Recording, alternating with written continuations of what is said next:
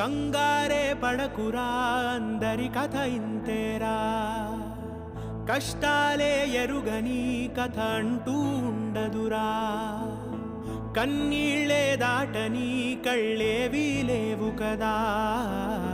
కల్లోలం జరగని బ్రతుకంటూ ఉండదుగా ఆ దైవం ఎప్పుడు ఆడే ఆటే ఇదిరా ఏ పుస్తకము నేర్పించని పాఠం ఇదిరా నీతో నువ్వు యుద్ధం చేస్తూ సాగాలిరా నీకే ఇలా జరిగింది